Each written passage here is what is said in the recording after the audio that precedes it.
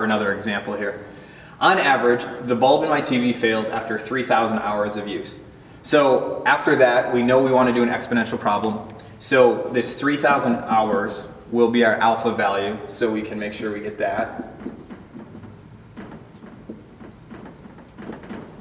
So how long can I watch my TV until at most 75% of TVs with the same bulb have failed? So because it's at most, they're saying that the probability of failure, which is our x, the value we don't know, has less than or equal to 75.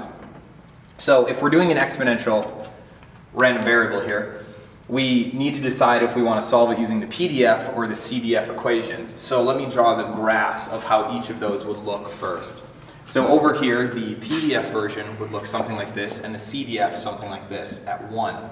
We would be looking for our x value at which we have 75%. Now, we are going to end up using the CDF because we want to be able to find the point on the graph that equates to a 75% failure. Whereas if we had done it on the PDF version, we would have to find the area underneath the curve that when added all together is equal to 75%. Now this all blue area would be the same as climbing this line as we continue going until we get to that 75%. So another way to look at it is that this value right here is the x that we're looking for, and therefore this value right here is also the x we're looking for. This height at x corresponds to the area from x and below. So this area is this height. So the reason we're going to use the CDF equation to solve for this is if we try and use the PDF for it, and we know the PDF function, we would have to integrate it, which is something that we haven't learned yet. So we will use the CDF so we can solve for the point on the line mathematically. But it's the same thing.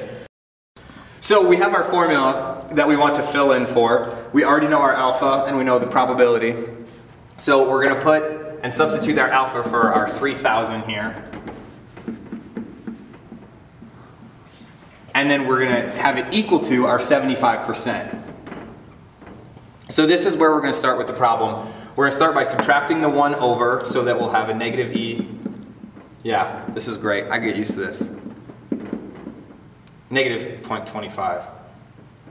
So now that we've done that, we need to find a way to get rid of this e. But the problem is, to do this, we're going to have to use logs. You can't use logs with a negative, so we're going to have to get rid of our negatives and rewrite this in positive terms. God, this is awesome. You can concentrate.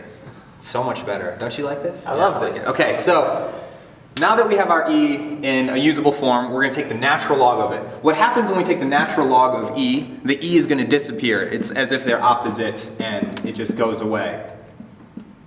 And we also learned from using logs, anything that was in the exponent is going to come out to the front. So now that we've taken the natural log, these two disappear like I explained. This is going to come down and be part of the equation, just negative x over 3,000.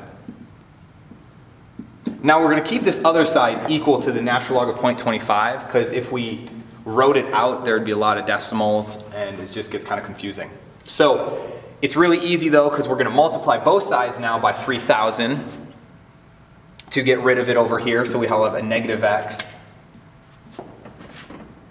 equal to 3,000 times the natural log of 0.25. And you can just plug it straight into your calculator as 3,000 times the natural log of 0.25.